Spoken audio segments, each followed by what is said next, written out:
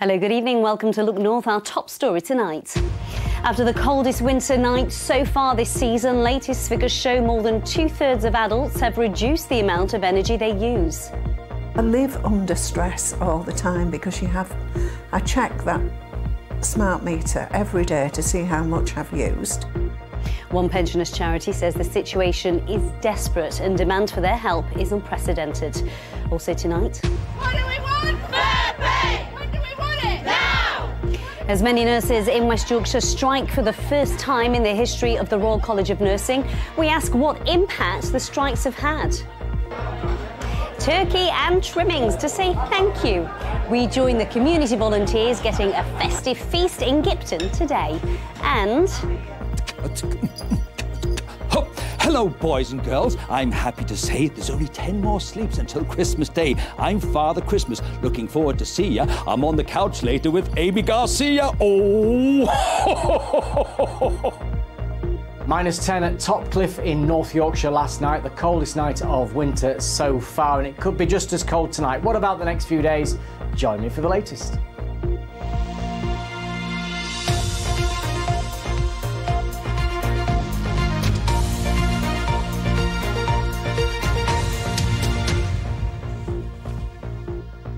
Hello, good evening. Thanks for your company. It's still chilly out there, isn't it? After the coldest night this winter, many are really feeling the pressure of keeping warm.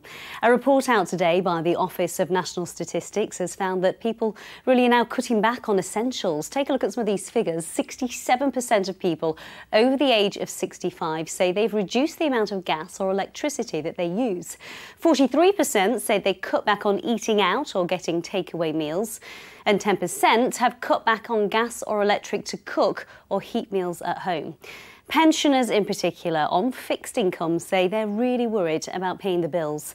A retired teacher in Bradford has told Look North the rising cost of energy bills are keeping her awake. Sabia Pervez has more. My name is Catherine Withy. I'm a retired head teacher, now full-time carer. I wake in the night sometimes worrying about the cost of living and how we're going to cope. I'm Anita Lockwood. And before the 1st of October, my bill for gas and electric was just over £40. My bill at present is now £147. Anita loves gardening and spends a great deal of her time helping her neighbours and friends where she can at the local community centre. But when she comes home, she's on her own and her rising bills are plaguing her mind. I find it all very daunting at the moment because I remember in the early 70s and the 80s, well, during quite a few recessions, I've lived through them all, but this is the worst that I've ever known it. I mean, now I worry about putting my heating on, I worry about when I go shopping, and also I live under stress all the time because I check that smart meter every day to see how much I've used, and I've just got my pension coming in. I just find that we're going backwards. How are you spending Christmas this year? Well, Christmas I'm on my own, so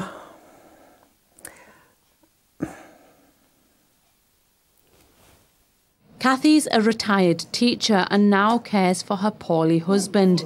The house needs to be kept warm for him and the bills just keep increasing.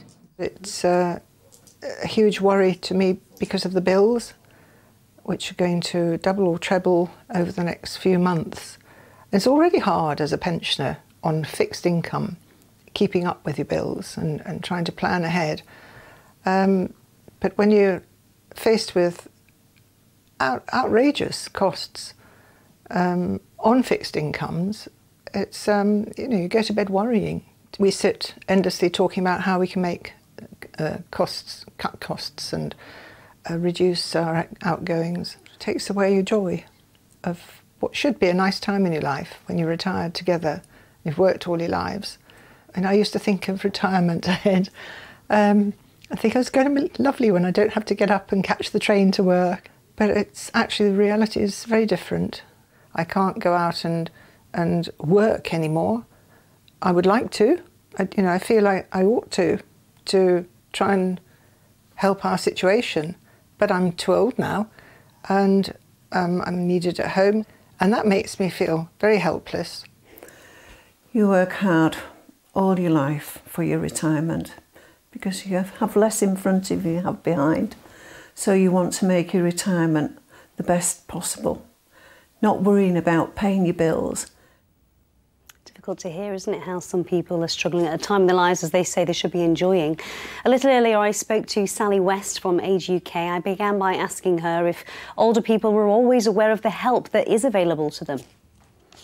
Well, there's a number of different types of support, so I think perhaps a lot of people aren't aware.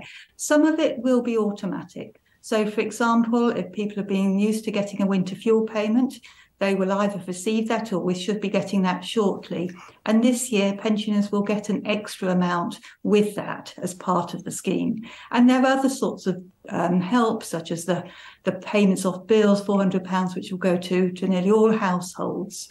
But I think sometimes people are missing out on some of the regular benefits, things like pension credit, which can help pensioners on a low income, or housing benefit, which helps with your rent, council tax support, which can reduce council tax bills. So we'd always urge people who are worrying about how they're going to manage to check whether there are any of these entitlements that they should be getting, but they're missing out on. So for anyone who's watching who's struggling to get the paperwork done, struggling to know what help's available to them, what advice do you have? Well, if people aren't quite sure what they can get or need a bit of help, then you can always contact an organisation like Age UK. We can help people with a whole range of information that perhaps helps them be a little bit better off and keep a little bit warmer this winter. Well, let's hope that's reassured some people. Sally West, thank you. Thank you very much. Next tonight, nurses in Leeds and Bradford are among those who walked out on strike today in a dispute with the government over pay and safety. The Royal College of Nursing says the disruption is regrettable, but it's the last resort driven by low wages and chronic understaffing. The union is demanding the equivalent of a 19% pay rise, which the government says is not affordable. Our health correspondent Jamie Coulson reports. At Leeds General Infirmary, these nurses were adding their voices to those of colleagues at picket lines across England, Wales and Northern Ireland. This strike is the biggest nurse walkout in the history of the NHS, in a dispute they say is over pay and patient safety. The last 48 hours I've cried, I've beaten myself up about whether this was the right decision or not. But actually we've reached the point where something has to change. It's certainly not what we want to be doing at the end of a night shift. You know, it's not something that we would choose to do, but we feel like we have to. This strike action is not targeting emergency care, with services like dialysis protected and others the subject of negotiation over safe staffing levels. But clearly, when you take nurses out of the workforce, it is going to cause disruption, and it comes at a time when the NHS is already stretched. Outside Bradford Royal Infirmary there were also pickets, as nurses at 4 of the 11 NHS bodies in Yorkshire and the Humber that voted in favour of strike action walked out. They are Leeds Teaching Hospitals, Bradford Teaching Hospitals, Leeds Community Healthcare and NHS England. Support us! Nurses are calling for an equivalent pay rise of 19%. The government has previously offered an average of 4.75% following recommendations by the pay review body. Nurses are here very reluctantly, and they shouldn't have to be, quite simply, but here they are to demonstrate about safe staffing numbers and poor pay, and this is a last resort. I do think it's important that we have a constructive engagement, but it's got to be reasonable, and I think asking for 19% at a time when many viewers face significant cost of living pressures is not affordable. Today's 12-hour walkout is the first of 2 before Christmas, in a dispute where neither side is yet giving ground. Jamie Coulson, BBC Look North. I'm joined now by Sarah Dodsworth, who you saw in that report. She's the Royal College of Nursing's Regional Director. Thank you for coming in. Have the strikes had an impact at a time when we're seeing so many people striking at the moment? I think the nursing striking has had a bigger impact than possibly others, just because it's unprecedented for nurses to come out on strike. It's the first time in 106 years. It's a historic but sad day for us. We're hearing there from some nurses really torn about whether to go to the picket lines or not. What are they telling you about their jobs in Yorkshire? OK, so today I've heard some really sad stories. I've heard stories about... One nurse was telling me that before it wasn't about who you might take to the toilet first. It was no trouble, but now they're having to ration taking patients to the toilet because they're so short of staff on the day. Another nurse told me that she has been in tears every night after shift because she's so exhausted and she knows she hasn't given the care she wants to. A 19% pay rise, many of our viewers won't be getting that. Why should the nurses? OK, well, that's a figure that's been put forward. Our General Secretary, Pat Cullen, has said she's willing now to negotiate, but I would say that this has come about from 10 years of underfunded pay cuts, in essence.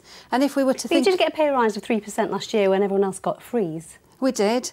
But what nurses are saying is that this is not enough to attract people into the profession. There's a massive shortage of nurses, and if we don't pay enough, they're just leaving in the drove. So if we don't secure a fair deal for nurses, patients at the end will suffer because there just are not the staff. What do you see as a fair pay deal then? If you're saying 19% is negotiable, what do you think would be acceptable?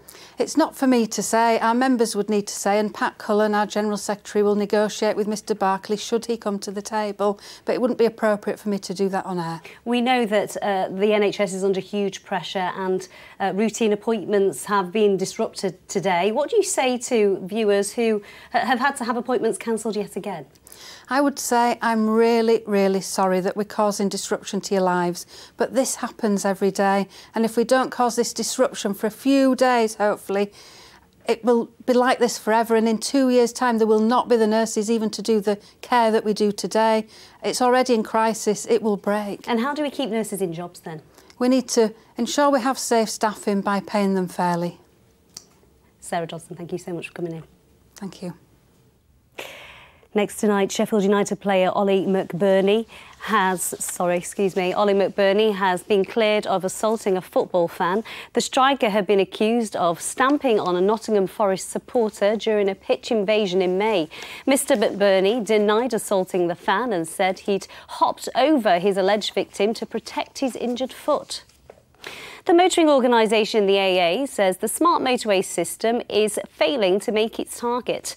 They say that the system used to detect stationary vehicles isn't working and vulnerable drivers have been left stranded in the live lane of a motorway. They're urging the Transport Secretary to run a pilot scheme which reinstates the inside as well as a hard shoulder. Now, North Yorkshire eventer Nicola Wilson admits it was touch and go that she'd survive a horrific fall that ended her career at badminton in May. But she's made incredible progress and she's able to walk now and is looking forward to starting a new chapter as coach in the new year. Tanya has been to see her. I think Alistair apparently was by my side, gave me a kiss on the forehead thinking I'd gone, which, you know, is pretty horrific, isn't it? But I'm still here. Thanks to everybody at badminton, I popped up and here we are, and trying to make the best of our next life. And it's just amazing that the rehab and progression, and that I can now stand and get around, with the help of a stick. But I'm getting stronger and stronger all of the time, and I'm incredibly grateful for that. I really am. You've always been a glass half full person, definitely not half empty. Do you think that positive thinking has been key to your recovery? I think being quite a positive person definitely has helped me sort of dig deep and drive on through and try and push out all those negative feelings, or those, when you're feeling a little bit, it's overwhelming, getting on top of you, really just think about those that are far worse off than you are. The athlete in her is pushing her through her rehab. The tack room is now a gym. Just this morning, she was at her weekly hydrotherapy session. You always want to be better than you are, walk quicker than you are, be able to do everything faster and better. So I think that definitely that underlying determination and willpower hopefully will help me along the way. The yard is quiet. The horses all gone to other elite riders. But in the new year, it'll start to fill up again as the next chapter of her career begins. I'm looking forward to hopefully having some riders that would like to base themselves here. I have always enjoyed coaching, and we've had a lot of experiences, a lot of horses competing at top level, and I'd love to be part of somebody else's journey to try and fulfil and achieve their dreams and goals. I've had some amazing horses and amazing moments and memories to think on. You know, you have to look back and be really, as you say, proud of that. Very grateful to everybody that's helped you achieve those goals and those dreams. And yeah, just move on to the next chapter, being happy about the first. It's good to see her back on her feet, isn't it? Of course, it's Christmas time. We have the tree. It's the time of Thanksgiving. And what better way to say thank you to the volunteers who've helped make your community a better place than serving them a good old proper Christmas slap-up dinner. That's what's happened at the old fire station in Gipton near Leeds this afternoon. Around 100 people enjoyed turkey and all the trimmings funded by a local company. All of them have helped make the community hub an essential part of people's lives. Heidi Tomlinson was also there.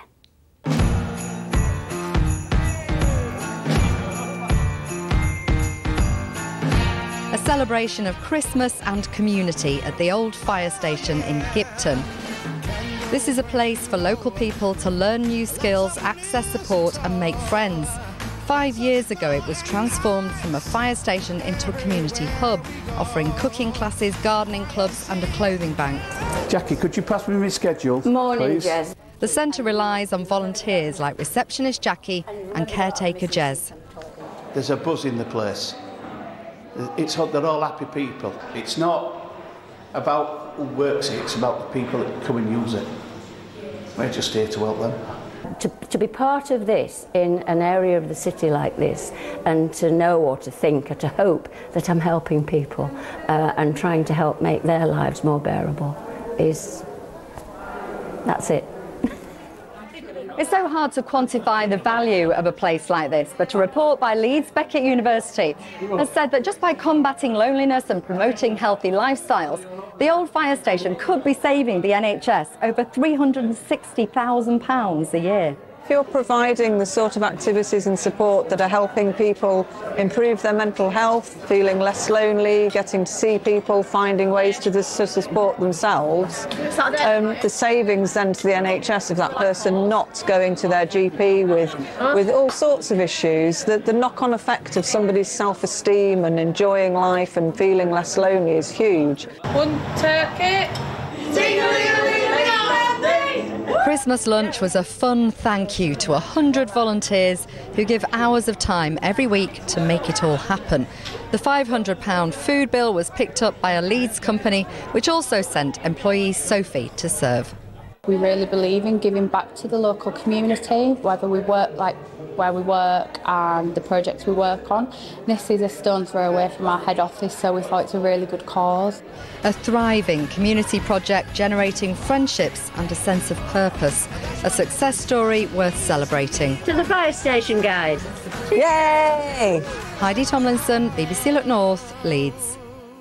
What a lovely gathering that looks. We're going to stay with Christmas dinners now. Brussels sprouts, what do you think about them? I absolutely love them, but they're not always a hit at the dinner table. However, a group of allotment owners in Northallerton are hoping their charity single dedicated to the humble veg might grow on people. The allotmenteers, as they call themselves, have recorded a parody album of vegetable-inspired tribute songs. Of course they have. Stuart Winkup has been to meet them. Sprouts, sprouts, dig them all out. These are the veg we can do without. Come on. It all started during lockdown. A group of friends digging together, whistling while they worked. We were like a bunch of happy gnomes, and I kind of thought, this is great. And I started writing songs and changing the lyrics, like comedy sort of angle, you know.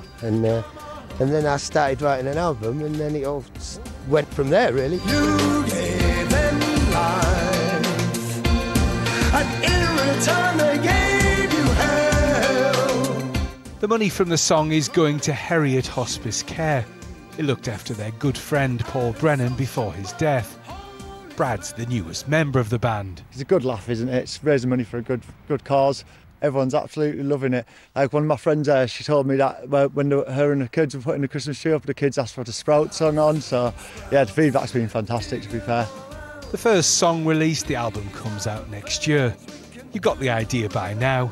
No pun over song titles or band names is too shameful. Nothing, sadly, is off limits. So the album, now that's what I call veg, will be out next summer.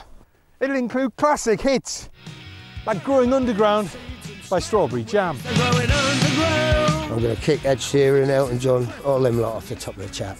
No more sausage rolls, none of that. Sprouts, we're going organic. Don't panic, we're organic. Stuart Wyncup, BBC News, Northallerton. Brilliant. Now, finally tonight, we have a very, very special guest that I'd like to introduce you to. December is the busiest time of year for Father Christmas, but he's been travelling around Yorkshire spreading festive cheer. But did you know he can also rap? And I don't just mean presents. The Santa beatbox rap has been viewed millions of times on social media and is making people smile right across the globe. We'll hear from the big man himself shortly, but first, take a look at this. Oh, all the children say, ho, ho, ho, we love Christmas Day. Stop. Santa Paws. I like to beat the box. I like to beat the box, get in the groove. A jamming and a banging some Fortnite moves. I can floss like a boss. Watch me crisscross. Are you feeling sad? Do the Santa dab. Ho, ho. Father Christmas, it is so lovely to meet you. Oh, You're everything I hoped you would be. Amy, I've dreamed of this moment. Oh, I remember you when you were just a little girl bouncing on my knee. I remember how you used to set up your dollies and you'd get the hairbrush and you'd interview your dollies. And now look at you. I see you're doing very well, aren't you? Yes, look at you. So are you, Father Christmas. How on earth did you learn to rap? Oh, I see. Well, I say this comes with a long time listening to the production line. You see, we have machinery. It makes funny noises, you see, and it goes like that, you see. So I thought I'd chuck a few lyrics in there, you know. Well, I am from the grotto, so... And Father Christmas, this video has been viewed millions of times. Oh, I know, yes. What has the response been? Well, it's gone absolutely bonkers, hasn't it? Yes. I think I've got 27 million or something like this. Yes. The response has been marvellous. Yes, it has. I'm very happy with the response, yes. And why did you want to do the video, Father Christmas? Because you're really busy. Yes, I am. Well, yes, I thought I'd spread some joy. In these times, you know, I thought I'd put a few smiles on some faces. Why not? Yes. Father Christmas, yes. Paul Hudson would like to know, is he on your good list? Well, I got something to tell you about Paul. I remember him when he was a little boy. Yes. How he used to make snowmen. He loved the snow. Yes, he was fascinated with the weather when he was just a little boy. Yes, I know. Unfortunately, he used to put the carrot in the wrong place, but we won't talk about that. Well, Father Christmas, yes. I know you're a really busy man, but before you go, have you got anything to say to our lovely boys and girls who might be watching tonight? I want you all to listen very carefully. Now, I want you to be good and be kind. You'll do that for me, won't you? Well done. Father Christmas, yes. Thank you for coming in to see us. It's been really special. It's been an absolute pleasure. And I look forward to seeing you again. So I've got to be off now. I've got the reindeer to feed, so be good and be kind, won't you? There's a good girl. Well done. Oh, I see. Need some help? You all right no, there? I'm fine. Oh, bless you. Oh, I see. Oh. And don't forget, be good and be kind.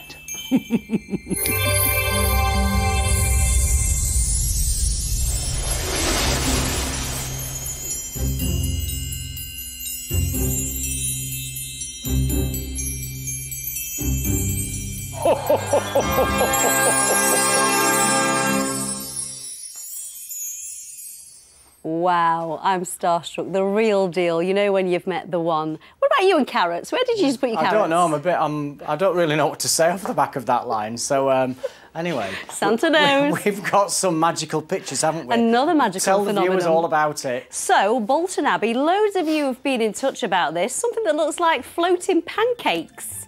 Here we go. Paul, can you tell us? What are This is these? a magical place, Bolton Abbey, and Yeah, it's these, it's the beautiful. first time I've ever seen them. This is foam that gets caught up in the turbulent eddies on the River Wharfe and freezes, and they turn into frozen pancakes. So what actually are they? I've just explained. No, I know, but so what is it? Is it ice? Is it? For the viewers at home, shall I repeat that Yes, can you? explanation? Sorry. Okay, well, the foam on the river gets it's caught up foam. in Sorry, turbulent, It's foam. turbulent eddies and it freezes. Pancake-shaped foam. There we are. All Thank the best you. laid plans. Can I show you what the weather was like in Scarborough It was last cold, night? I'm guessing. Well, look, white out.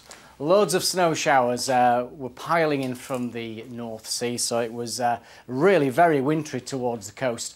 And the second picture is beautiful. That was the end result this morning with blue sky, a severe frost and snow on the trees there. It was the coldest night of winter so far. -10 at Topcliffe, 14 Fahrenheit. If you get any pictures, send them to us. The addresses are on your screen. OK, let's have a look at the headline for tomorrow. It's another dry and cold day with some sunshine. That sunshine turning hazy, the wind picking up, so there'll be a wind chill in the afternoon. It's going to feel raw by the end of the day. But things are changing. The wind's switching directions. This feature's interesting. It's coming up from the subtropics. Rain on Sunday, preceded by perhaps a short spell of snow. It'll soon turn back to rain and drizzle. And all this air means 14 Celsius is possible on Monday. What an about turn in temperatures. Now, at the moment, it's mainly clear. We have got a few wintry showers towards the coast. They will fizzle out and then it's dry and clear. A starry sky, just a light and variable breeze. Temperatures every bit as low as last night, generally around -7, but one or two spots, Topcliffe, Thixondale, could be down to -10 once more. So, high water time, Scarborough 9:30, Bridlington at 10 o'clock. So it's a very frosty start in the morning, but blue skies, lots of sunshine, a bit of patch cloud coming into the Yorkshire Dales.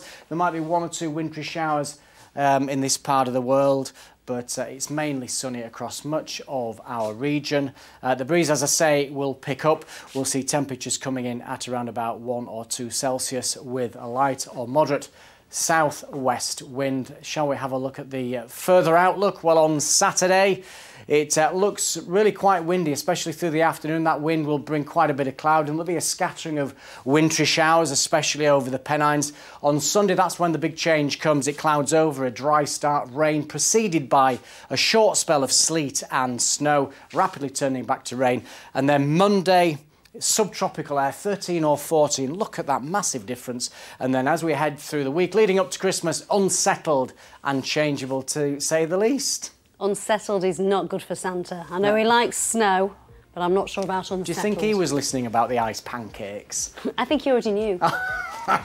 That's it from us. I'll be back for the late news, but as Santa said, be good and be kind. Good night. You listen to him, you.